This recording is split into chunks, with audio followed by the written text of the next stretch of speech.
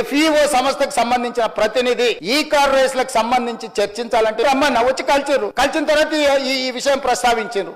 ఈ విషయం ప్రస్తావిస్తే నేను అడిగిన మాకేం సంబంధమయ్యా, మాకేం సంబంధం, దీంట్లో ప్రభుత్వం ఎందుకు డబ్బులు ఇస్తుందని. లేదు సార్ కేటీఆర్ మేము చీకట్లో మాట్లాడుకున్నాం, అదంతా సెట్ అయిపోయింది సార్, జర్ర మీరు అంటే ఇక వేసేసుకొని వెళ్ళిపోతాం సార్, ఒక 600 కోట్లు జర అని రా సార్ అని వచ్చారు. ఆ ప్రతినిధి వచ్చి నన్ను కలిసి నువ్వు అని అడగకపోతే నా దృష్టికి ఇంత తొందరగా వస్తుండేనో రాకపోతుండే నాకు తెలియదు అధ్యక్ష. శాఖ నుంచి సమాచారాన్ని తెప్పించుకొని ఇది తెలంగాణ రాష్ట్ర ప్రజలకు సంబంధించిన సొమ్ము, హైదరాబాద్ నగర అభివృద్ధి కోసం మాత్రమే వాడాలి, కొద్ది మంది దోసుకుంటే కుదరదు అని చెప్పి విచారణ చేపట్టాలి అని చెప్పి ఈ రోజు ఫిర్యాదు చేసినాం అధ్యక్ష. ఫార్ములా ఈ రేస్ గురించి టీఆర్ఎస్ ఎప్పుడైనా మాట్లాడిందా అధ్యక్ష? రోజు అన్న ఈ ట్విట్టర్ పిట్ట ఈ ఫార్ములా ఈ రేస్ గురించి ఎప్పుడైనా మాట్లాడిందా అధ్యక్ష? నిన్న సాయంత్రం నుంచి ఎట్టి పరిస్థితుల్లో చర్చ జరగాల్సిందే, ఈ సభను నడవనీయం. ఏంటి అధ్యక్ష దురహంకారం? అధికారం పోయినా మారలేదు, డిపాజిట్లు పోయినా మారలేదు, ఈ రోజు మెదడు కూడా పోయినట్టుంది అధ్యక్ష వాళ్ళు చేస్తున్నారు.